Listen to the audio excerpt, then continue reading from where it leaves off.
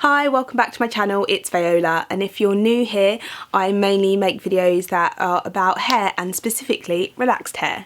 So today I'm going to be talking about some of the tips that I'm going to be following to grow my hair longer in 2021. So over the past few years, I've been really focusing on making my hair be like thicker and fuller, and I think if I kind of put up some photos of what my hair was like, I've definitely achieved that. One of the main things that I was focusing on is I had bleached the underside of my hair, and then as that was growing, it was then kind of breaking off, and so it left me with really short under layers of hair.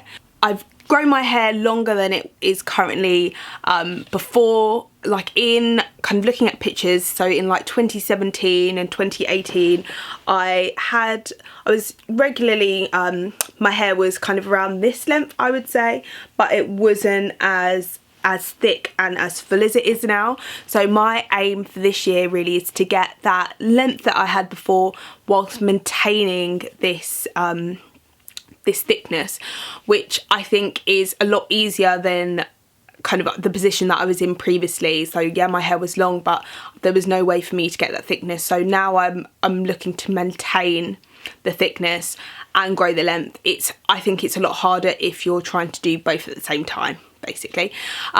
So yeah, anyway, if your hair goals are to grow your hair, it is something I've done in the past, so I'm going to be sticking to my own rules a lot better than maybe I have been currently. So when I've just been maintaining my hair this length, I know that I'm gonna, every time I go to the salon, I've been getting quite generous trims, so at least like an inch off my hair every time. So in terms of the amount of heat that I'm using, or the amount of manipulation, that those certain things that can cause breakage, can cause split ends, I haven't been worried about that so much because I've been wanting to maintain my hair more or less at this length, and I have had my hair happily at this length, a bit longer, a bit shorter throughout this whole year.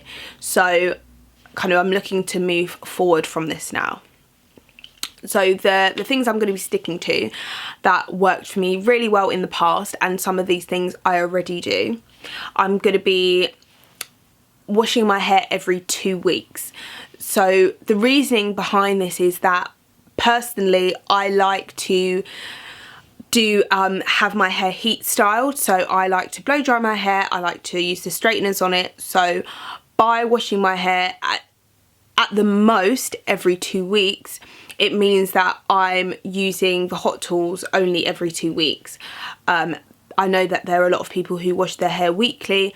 I even sometimes I'm going to be trying to stretch my hair longer than that 2 weeks, maybe to not over 3 weeks or something like that, but to like 16 days. So it just means that if you kind of calculate that throughout the whole year, there's less days that I'm going to be heat styling my hair. The second thing that I would advise is making sure you've got enough of a stretch between the relaxers that you are going to get. I personally go to a salon, and my salon uses Mizani No Lie Relaxer. That's what I have used on my hair. So by making sure that you leave at least 10 weeks, it means that the relaxer isn't going to be overlapping so much on hair that has already been relaxed. So when you go and get a relaxer, obviously you want your roots, the hair that hasn't been processed, to be processed. But if you're not leaving enough time, it means that that relaxer is going to be going on top of hair that has already been relaxed. That's why it's called overlapping. And so kind of leaving the minimum of 10 weeks is kind of what I would recommend, and kind of what has worked well for me. I do sometimes try to stretch to maybe 12 weeks. Personally, I don't stretch longer than this. There are people who happily go 6 months without getting a relaxer, and maybe just try and get a relaxer maybe twice a year. It really does depend on how you like to wear your hair. If you're wearing your hair in certain protective styles, then having hair that has kind of more durability and is thicker is going to be beneficial for you if you're kind of braiding up your hair and that kind of thing. You don't want to have heavy tension on your relaxed roots, but you just have to ask yourself how you're wearing your hair and how it's going to be most manageable, because you are going to have those two textures if you leave your leave getting a relaxer for longer than I guess if you leave it longer than like 3 months, then you're probably going to notice a real difference in the two textures. The third thing I would say is to be mindful of what products you're putting in your hair. So I wouldn't say that one product overall is that the thing that you need to use, or you need to use something else, but just be quite mindful. And if you are using new products, maybe try and add one new product to your routine. See how your hair reacts to it. See how it works for you. If you change up your whole routine all at once, just the same way as they say this for skincare quite a lot. If something is causing you breakage or is causing itchiness, flakiness, any kinds of problems, shedding, if you've changed every single product in your routine all at the same time, how are you going to know what is causing you that problem? So just be mindful of what you're using on your hair, and so then if something isn't working for you, you're able to identify it and get it out of your routine as soon as possible. The fourth thing I would say is to limit heat. One of the main things that when I first ever started on my hair journey that really made me see a major difference in my hair was limiting the amount of heat. Before, I used to be putting heat on my hair daily, on my dirty hair that hadn't been washed for a week, hair that had product in it, and I was still going over trying to straighten it, trying to make it look exactly sleek, exactly smooth, and at the end of the day my hair just was getting shorter and shorter and shorter. Every time I go to the salon, they were having to trim more and more of my hair off. So I'd basically given myself, you know, you hear people talk about kind of those chemical cuts, which is basically if you kind of bleach your hair and it kind of means that it gets kind of cut off, it breaks off. It was almost the same thing, but from excessive heat damage. So I would really say if you can limit the heat, I've happily been able to grow my hair using heat twice, every 2 weeks, so twice a month. If you can limit it even further than that, I know there are a lot of people who like to have air dry their hair every other wash or something like that. If you really are at a stage where you're really unhappy with your hair, I would say if you can try and cut out heat for a few months, then that might really help you get a real good start on your journey. The last thing that I would say that I feel is quite beneficial for people with all different kinds of hair types is wrapping your hair at night. Previously, before I went on a hair journey, I had relaxed hair. I wasn't wrapping my hair every single night. I would wrap it occasionally, but only when it was like fresh out of the salon. When I'd done my hair myself, I just didn't really see the benefit in wrapping my hair. And as soon as I changed my mindset on that, I've seen the benefit, and I continue to see the benefits of it now.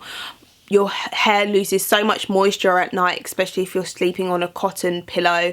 If you're moving your hair around, it causes friction, it causes breakage, it causes kind of tugging, all these kind of things that you don't want. So I wrap my hair, I use a silk scarf, or now I've got myself a silk bonnet that I use, and I just really enjoy wrapping my hair and waking up each day and being able to take it down and your hair actually stays in the style. It really does help. And the last thing I would say is to enjoy your hair.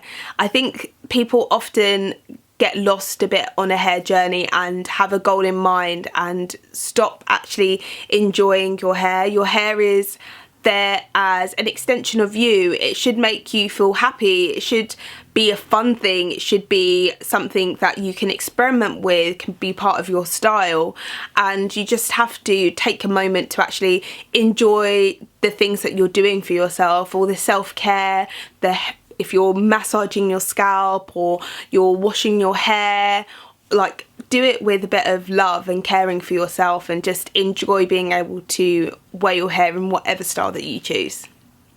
So hopefully some of those tips have helped you, and I'm going to definitely make sure that I insert some pictures kind of showing how my hair was before my hair journey, before I was utilising any of these tips, and then kind of a few showing kind of how it's progressed and how it was when it was at its longest, although it wasn't as thick and full as it is now. So hopefully that is my aim, to have it that length but to maintain kind of this body and fullness. It'd be great to know what your top tips are, or the things that you do to maintain your hair or to grow your hair nice and healthy. And also if you have any hair goals for 2021, because then hopefully we can motivate each other and kind of stick to it. The last thing I'm going to do now is a bit of a length check, just to kind of see where I am, and so then I can kind of keep track of how things are going. Just past my nipple. Both sides are quite even. Okay, so this is like, it's past bra strap. So my hair at the moment is by no means short, but let's see if I can grow it even longer.